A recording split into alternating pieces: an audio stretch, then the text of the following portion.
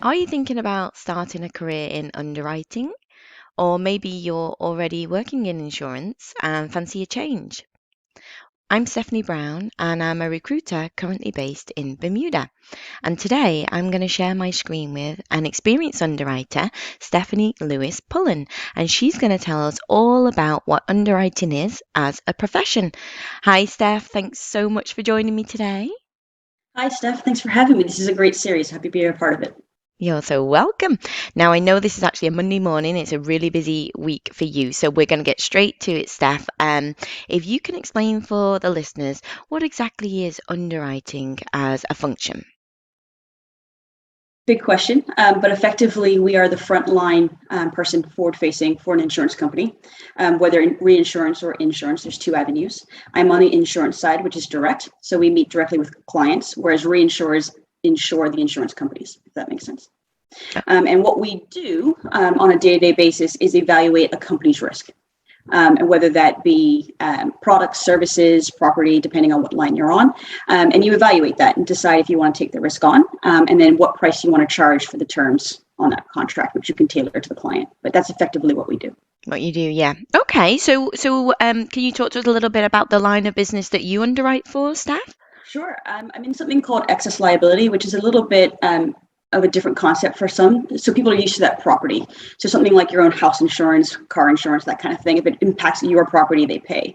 We take a different avenue. So we're on liability and we cover third party. What that means is if a company's product, services, operations cause damage to customers, non-employees, general public, we would cover that. So if there's a product that causes damage, if there's an explosion at a plant that damages neighbors or houses, or if there's a trucker that's trucking things and hit a car with family in it, we would then pay anything that's causing third-party damage and injury.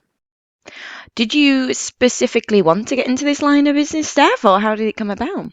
I did. It's not something that I thought of originally, but I did an internship back when I was in high school with Ace Bermuda, which is now Chubb. And I was attached to the excess liability line and absolutely fell in love with it. So I was fortunate enough to be able to get my first job in excess liability, which is a bit rare. Sometimes you have to go different avenues and then come back over.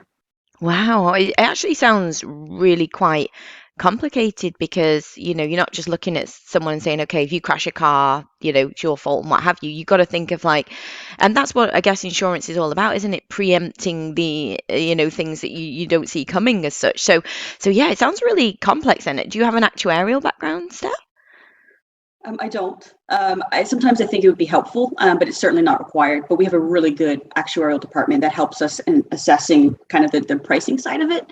But the underwriters, for what we tend to do, it's a lot more of the both qualitative and quantitative. You want to be able to assess a risk. The pricing is kind of the last little component of it, if you will. Right. But it can get complex. So for our line of business, we're kind of a catch-all. And so anything that's new as technology advances, or diseases evolve.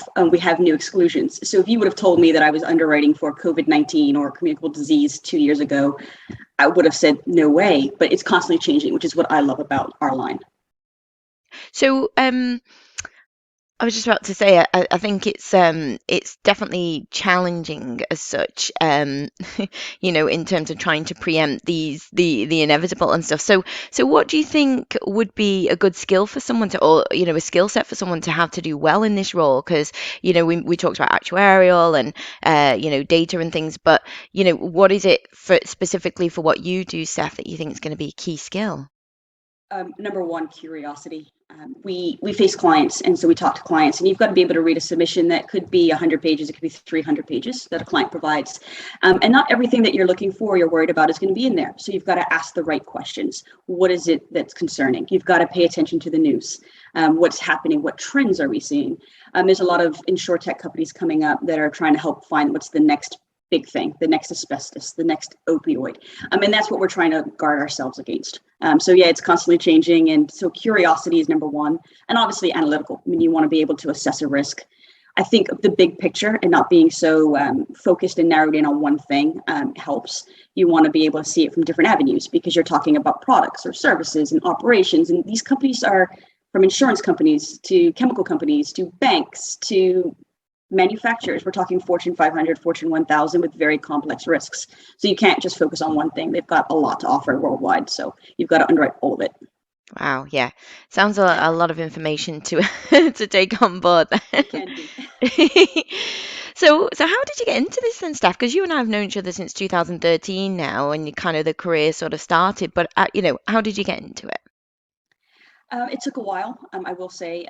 Obviously, insurance is a huge pillar of the economy, but it's sometimes difficult to get in. And so when I was graduating from university, not to date myself, it was kind of that financial crisis in the 08, 09 kind of period. And nobody was hiring. Nobody had the resources. Nobody had the time. And so you kind of had to take something a little bit different. So I took another job. I took the odd route and I became a golf professional. I worked at Tucker's for a little while teaching golf. But there I took the opportunity to do as many certifications as I could. I got my master's, which helped, and kept applying, kept knocking on those doors and talking to people. And eventually in 2013, I did get a break. Somebody was hiring for a trainee position and took it and haven't looked back since and love it. Absolutely love it. Oh, that's awesome to know. So it started then just from doing that little internship, just gave you the insight, and you just kind of knew it's where you wanted to be. It did. I will say that there's a big thing in our industry that we're not very good at promoting ourselves. We are a huge pillar of the economy, and yet a lot of high school students don't know exactly what we do. They think of insurance as kind of your bike insurance or your house insurance. They don't think of it as the global Fortune 500, Fortune 1000 companies that we see as well. And there's so many avenues within insurance and reinsurance that you just there's so huge in breadth. But when I was growing up, it wasn't necessarily on my radar until I took the internship and just it was my place, and it kind of clicked for me. So, Yeah, no, it definitely sounds like it. I can see you found your forte for sure. Can you tell us a little bit about sort of the qualification route that you've taken then? Has that been relevant to insurance? yeah, I got I should say my undergrad first at University of Toronto, and I did an interesting double major. I did psychology and economics, and then I got my MBA, as I mentioned, from the University of Wisconsin. And then, most importantly, for insurance, I just finished the designation for the CPCU, which is about 8 exams, and it takes its time, but it was worthwhile. And that was probably the number one thing that you needed outside of a bachelor's. Yeah, so you mentioned your degree was economics and psychology. It sure was a unique Wow. combination for sure. um, I I was torn between being a psychologist, therapist, and obviously insurance. Um, I tried both. University of Toronto, you have to do a double major, so it made sense.